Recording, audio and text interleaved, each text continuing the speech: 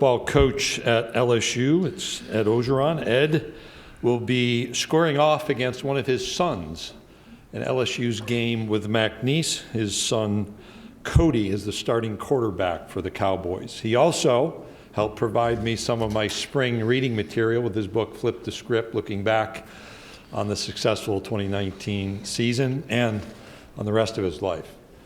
LSU head football coach, Ed Orgeron.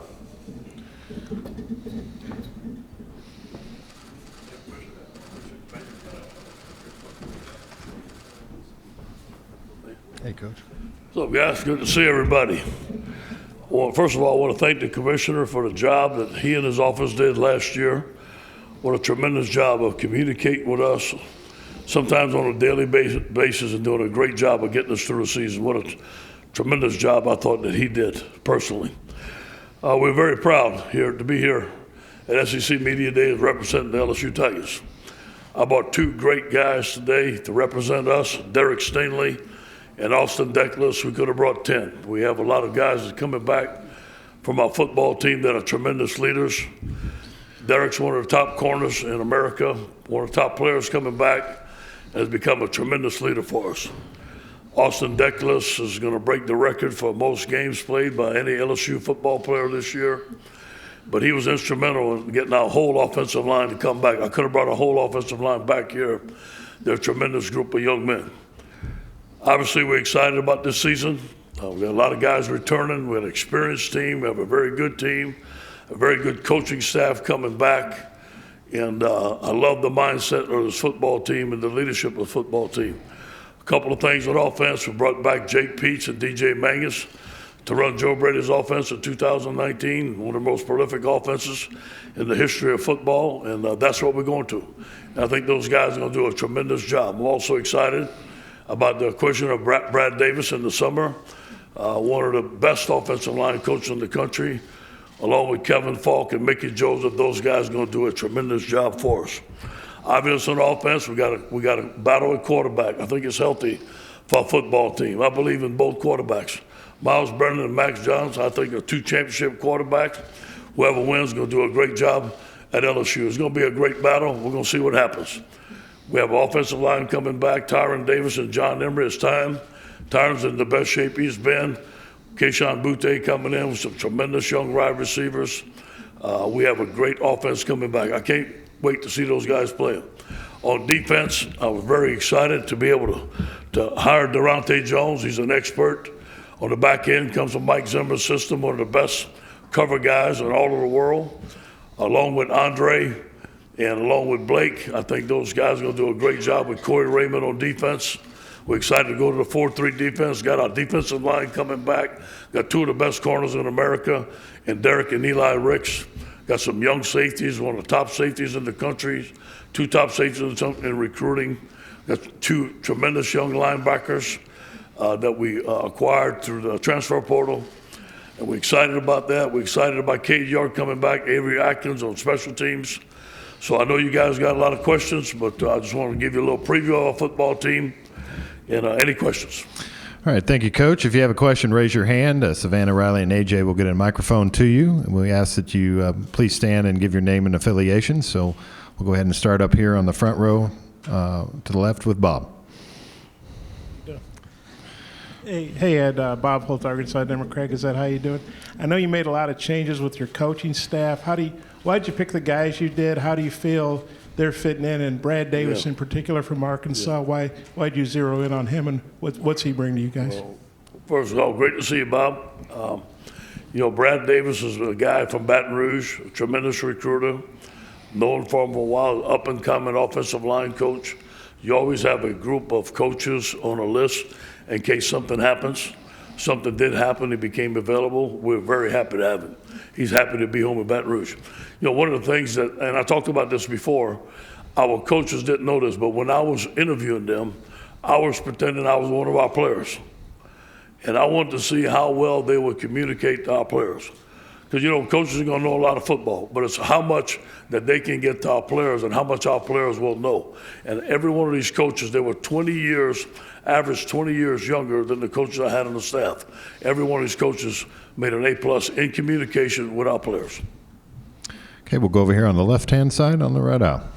Hello, Ed. David Cloninger from the Charleston Post and Courier. About what percentage of your team has been vaccinated for COVID? I can't tell you that. I think most of our guys have been vaccinated for COVID, and obviously that's a personal choice. But hopefully towards the season that most of our guys decide to get vaccinated. Okay, we'll go right here on the second row. Ron? Yeah, Ron Higgins, TigerRagMagazine.com. Ed, how would you describe the past 12 months for you and your program? It's in the tough season and all the off-the-field stuff. It seemed like the hits just kept on coming. Yeah. And you could, there was one crisis after another. Can you just describe how do you got through that and how do you continue to get through it? Yeah, obviously, you come up from the 2019 season, you're feeling good. You had a great season, and all of a sudden stuff hits. But, that's life. You got to be prepared. I think that some of the stuff we were prepared for, some of the stuff we weren't. But we stuck together as an administrative staff, as a staff. We fought through it. I think it shows that when you go to Florida, you're 27-point underdog. Your back's against the wall. You got a freshman quarterback. You beat them in the swamp. You beat a great Ole Miss team. I think that was an outstanding team that Lane had. And then you have the number 3 recruiting class. And then you have 19 of your 22 starters decide to come back. So that says something's going on in the locker room. Something's going on. Our players are believing each other. And I think all those things at the end, we ended up being an ascending program. Coach, we'll go right down in front of us, second row. Hey, Coach. Joey Blackwell with BamaCentral.com. What are your feelings? What is your approach to NIL and its implementation at LSU? And have you talked to your players about it? And how do you feel about its impact across the landscape of college football? First of all, I'm for it. Whatever we can give to our players legally, I think they deserve it. We hired an outside firm to give us some advice on how to handle this stuff. A lot of our guys have taken the business on their own and done a very good job. I just know this, that, a lot of players, I think they're going to get a lot of stuff. Obviously, in the real world, it's not like that. You have to go out and compete. But I do hope that when we get to the locker room, the focus is on football. And I think that's where we have to bring the focus back. When it's time to focus on NIL stuff, focus on NIL stuff. When it's time to focus on football and academics, focus on football and academics. And that's what I'm going to talk about. Coach, we're going to go over to our left section, about 4 rows back. Michael Katz, Northeast Mississippi Daily Journal. Ed, obviously you have a history with Lane Kiffin from your time at USC. You also have a history with Ole Miss. I'm curious, when he was in the process of taking that job, did he reach out to you, and what sorts of information did you give to him? And on a sort of similar note, obviously we see Lane from afar. I'm curious what he's like, when the cameras aren't around. What is he kind of like as just a regular guy? Yeah. First of all, I think Lane's one of the best offensive minds I've ever been around. Noticed that the first day. Lane's a friend of mine. He's a great recruiter. He's a great competitor. I think he's doing a great job at Ole Miss. He did not call me. I think his offenses are hard to stop. I studied his offenses against other teams. He's riddled other teams. He's probably the best game day caller I've been around. I think that Ole Miss got them a great coach. Coach, we're going to go all the way to the back and the right. Lance Dahl here with the Auburn Network. You're talking about Durante Jones and how he's going to be able to help your defensive backfield. Schematically, what are some of the things that y'all are going to improve on in order to get your defensive backfield better prepared this season? I know y'all have got the talent for sure. Yeah. We have to eliminate explosive plays. We had too many explosive plays, too many missed assignments, too many busts, too many receivers running down the field free. We played a lot of man, a lot of combination man, stuff like that. Some of it was simple, some of it was too complicated. We're going to simplify stuff. We want our players to have their cleats in the grass. We're going to play a lot more zone. They won't be switching off at this level, switching off on that level. We're going to let our guys play, keep the ball in front of us, and make plays. Coach, we'll go right down in front of me, about 3 rows back. Tom Abraham, 97.7 ESPN. Coach, after a 10-game SEC schedule last year, any thoughts that you have about expanding the schedule to 9 or maybe even 10 in the future? Yeah, if they do it, I'm for it. I thought it was great. I'm excited to go play UCLA. I'm excited to go across the country and take the Tigers to Los Angeles. I'm excited to play my son. So, both of us have some advantages. One of the things as a coach, I don't worry about that stuff because that's how my wheelhouse. If I have a vote, I'll vote. But whatever they tell me to play, I'm going to play. All right, we'll stay on this middle section on the left aisle. Coach Orgeron, Drew DeArmond, ESPN 97.7 The Zone Radio in Huntsville, Alabama. Talk about Neil Farrell on your defensive line. He came back last year. He opted out, came back to the team. He stayed and came back this year. One of those guys you're talking about. What are your expectations for him, and what kind of impact is Andre Carter going to have with him? Yeah, first of all, I'm so proud of Neil Farrell. I saw him down the hallway yesterday. I found out he just graduated from LSU. And I'm so happy for him and his mom and daddy. He's a great young man. He came back. Neil makes a lot of plays. If you look at the stats last year, he's one of our most active defensive linemen. He came back, got in great shape. I think he's going to have a phenomenal year for us. We're going to use a rotating defensive line. We have some young defensive linemen that are phenomenal. And probably the best recruiting class that we had on the defensive line coming in. Andre Carter is a force. He's a great young man. You think about this, he had 80.5 sacks. His daddy was Reuben Carter. He comes from great family, great stock. He's a great teacher, he's a great mentor, a great recruiter. I just hope I can keep him around for a while. He's that good of a football coach. Okay, we're going to go right in the center section, right in front of you, Coach, about midway back. Hey, Coach. Billy Embody with 24/7 Sports. The 2022 class in Louisiana is especially stacked. Can you speak to the job you guys are doing recruiting the state, and do you notice it being even more competitive this year than maybe in other years? Yeah, well, it's very competitive. It always is. But, obviously we have to start in the state. We're doing very well right now. We have a big jump, and the guys that are committed in our class have become leaders and become recruiters and are recruiting the other guys in the state of Louisiana. We expect some good news coming up soon. We're going to be in some battles to the very end to some of the top players. But I do expect us to get most of these players. I'm not saying we're going to get all of them. I do expect us to get most. Coach, we'll go over to our right side and about three-quarters of the way back. Ed, this is Pete Thamel from Yahoo Sports back here.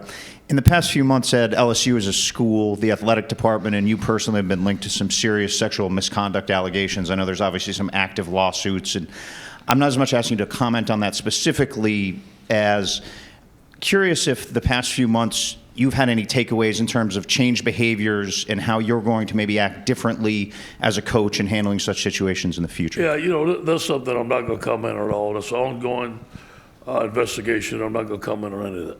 Thanks for asking, though. Okay, we'll go in the center section, straight ahead of us. Hey, John Del Bianco with thebigspur.com and 24/7 Sports. Your first head coaching job was here in the SEC at Ole Miss. Shane Beamer is now a first-time head coach in the SEC at South Carolina. I'm just curious if you know him personally and what advice you would give him as he begins his head coaching tenure in the SEC. Yeah, I know him a little bit. I saw him at the airport. They said, Coach, South Carolina was here early. I said, yeah, it's his first job. Good. I'm excited for him. I think he's going to do a great job. I think, when I was in Knoxville, I thought that, in the Knoxville area, you go to South Carolina, there's a tremendous amount of talent in South Carolina and North Carolina. I think that he's going to do a tremendous job. He's a great coach. I wish him the very best. Okay, we'll go to the back on the left. Go ahead. Hey, Coach. Jacques Doucet, WAFB in Baton Rouge. You talked about the new coaches. What we're hearing is the chemistry really is good between the new coaches and the players, and nothing against last year's coaches, but the chemistry seemed to be off last year. Can you speak a little bit more to that, how these coaches are adapting to the players? Well, I'm glad they're saying that, Jock. That's the reason I hired those guys. And I did my research. I called people that knew them. I wanted to know how they interacted with the players. I called some of the ex-players that they coached. I said, tell me how he is on a daily basis. Everybody can be one way in an interview, but I want to know how they're going to be every day. And I did my research on these guys, and they matched everything that the ex-players told me, the ex-coaches told me, and the knowledge that they have. The one thing that I'm very impressed with that I didn't really, because they're young coaches, they've never been coordinators, their ability to lead. I think they're tremendous leaders. They're in the office early in the morning. They're very well organized. And sometimes when it's your first time, you don't know how well organized that you have to be or the work that you have to put in. These guys have graded A+ in that area. We'll go down here to the right, Scooter. Scooter Hobbs, Lake Charles, American Press. With the NIL and the transfer portal, you obviously have to manage your roster a little bit with the latter. Mm-hmm. But with both of those, do you have to manage team chemistry? Like, if one guy gets a big NIL deal, others getting jealous of him, things like that. Do you worry about that? I think that's one of the biggest things to manage nowadays. And again, I'm going to turn 60 this summer. Hey, football's changing. I'm going to change with it. I want to coach for a long time, but that's what I have to do. That's what I have to do. I think that, that we have to realize the guys that are getting the NILs, getting the amount of money, and make sure that we're managing guys that may not get the job, talk to them, make sure that that does not bother them. That's why, we have about 50 people helping us. Not 50 people that can coach on the field, but for player services, for guiding people through academics. That's why we need all this help. Coach, we'll go over here to the left middle section, up in the middle first. Go ahead. All right. Cecil, go ahead if you got it. There we go. Coach, you mentioned going back to the offense from 2 years ago, the Joey Burrow offense. Are the two quarterback candidates that you have, or there may be more than two, but are the quarterbacks you have, are they equally adroit at running that, or how has that worked out in practice? Well, I don't know if we're going to see another Joe Burrow. I hope we do. I can't wait to see him. And I hope Max, Miles, or Garrett Nussmeier becomes like that. But the type of offense that we're going to run, the style of offense in 2019, the type of checks that we had, the type of protections, that's the stuff I'm talking about now.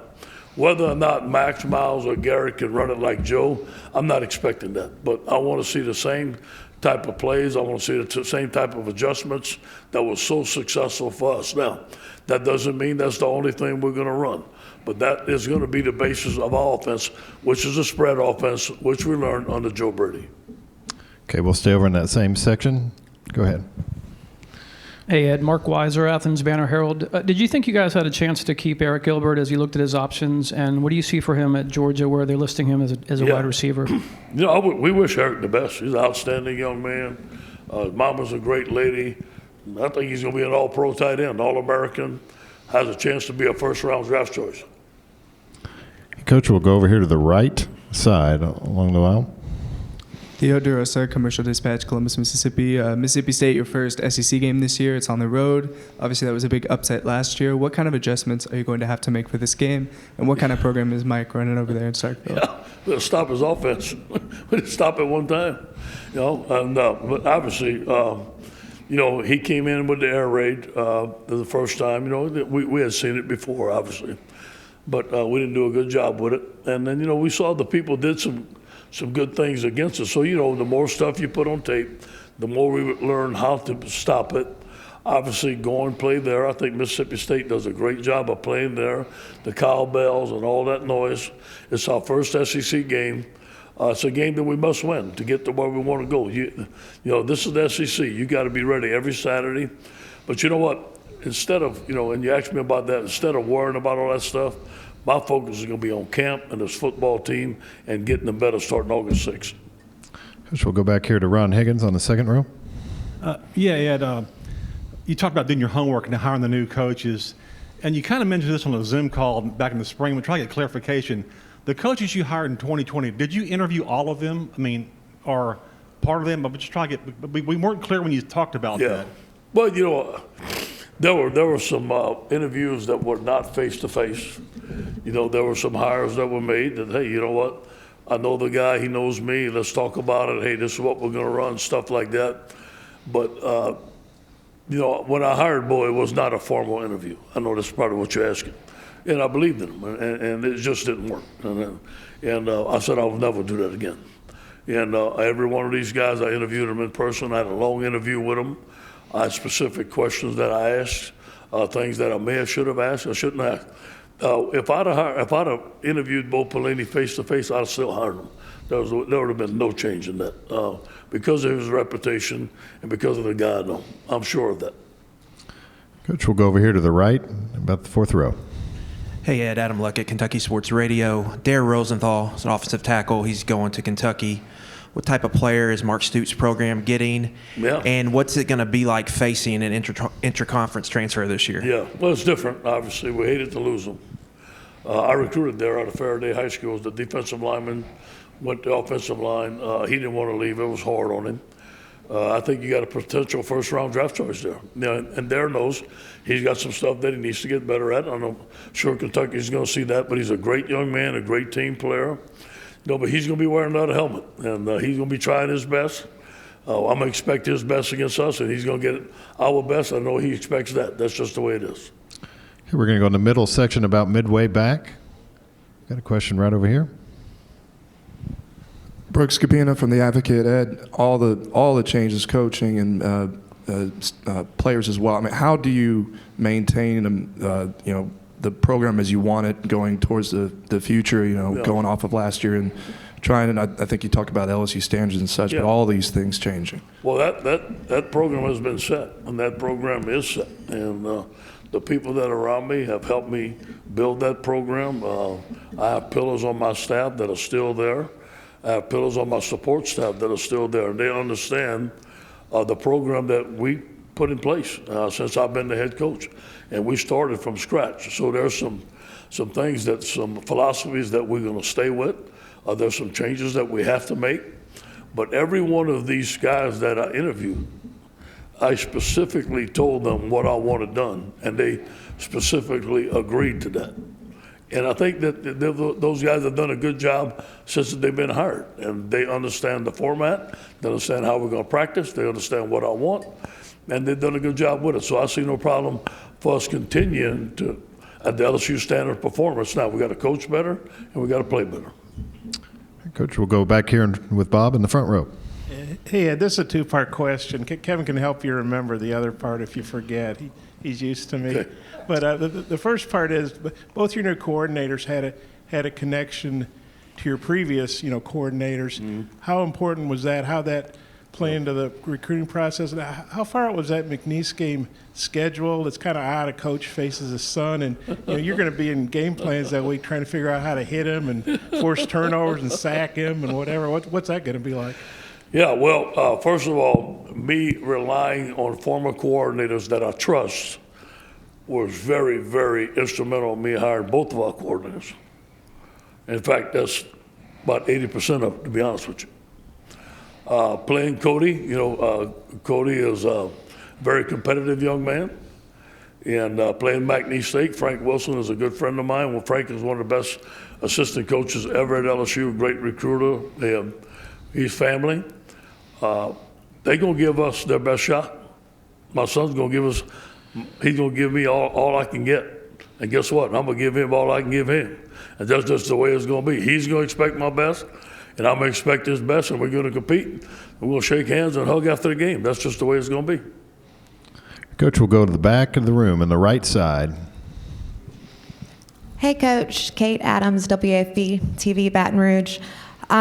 Since your time at LSU, coming in as interim head coach in 2016, then fast forward to one of the greatest college football teams ever in 2019, then a crazy year with the pandemic in 2020.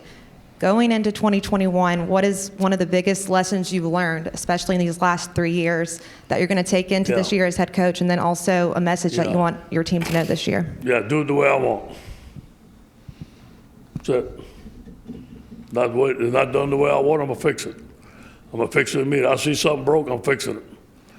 LSU standard of performance, the way we have done things. This reminds me a lot of the 2018 season. There's a lot of unknowns. There's a lot of noise out there. You got to block out the noise. A lot of predictions on this and this. That stuff don't matter. It's about our football team. It's about me gelling this football team together, for us playing together. I think leadership, not letting any outside influences affect us, the way we play, the way we perform. I think that's going to be important for this football team. We've had more team meals. I've had more leadership committees. I told these guys, you got to promise me if anything is going wrong, let me know first. If I can fix it, I will.